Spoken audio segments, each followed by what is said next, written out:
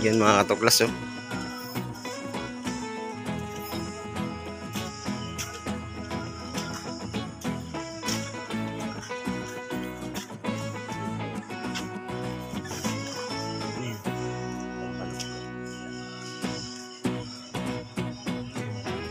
Sira. Laking tambalulo na.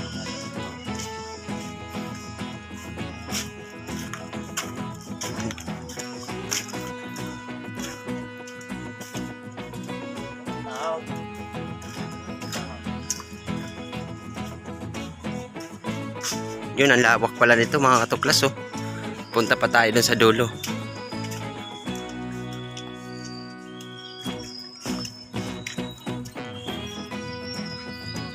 Yun.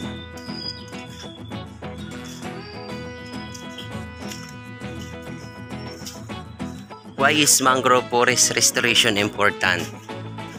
Yan. Basahin muna natin itong mga katuklas. Yan mga katuklas, binasa lang natin yung mga rules and regulation dito sa Mangrove Park, dito sa Pawa, Masbate. At nandun na yung dalawang kasama natin. So madaming mga bawal dito mga katuklas. Pwede siyang pasyalan, pero may mga bawal dito na bawal magkalat. So itong mga duming ito, mga dahon lang naman, okay lang naman yan. Pero yung mga plastic bawal dito.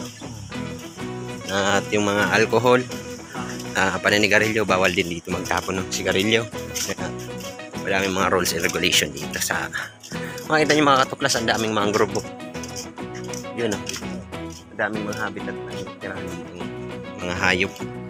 Alin yan? Anong isda yan? Yan mga katuklas, makita nyo parang palaka na isda. Parang palaka siya. Tambalulo daw yan sabi nito no. Jaguar. Kilala mo ano po si kasama namin si Jaguar. Punta pa tayo doon sa unahan mga katuklas, papakita natin yung kagandahan dito ng view sa ano.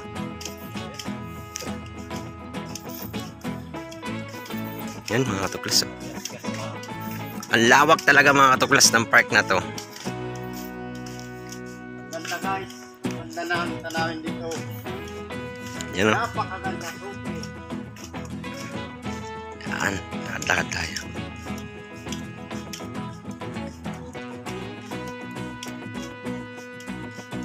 Yun oh, sobrang lawak oh. Nandito na yung pinaka park. Yan.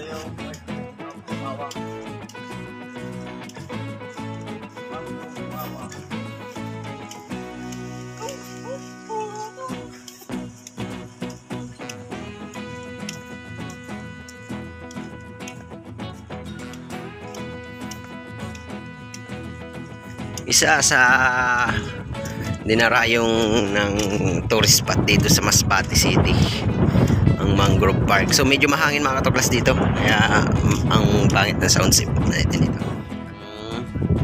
Kubo, ganda talaga dito mga katuklas. Sulit yung puntahan nyo, makarating kayo ng Masbate. Isa to sa puntahan nyo, talagang sulit mga katuklas. At meron dito, nandito si Kuya, nagbibinwit siya, kasama niyo yung kanyang anak.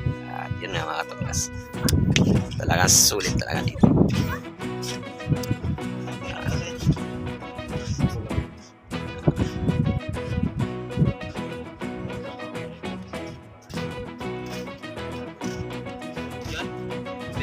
Sa ano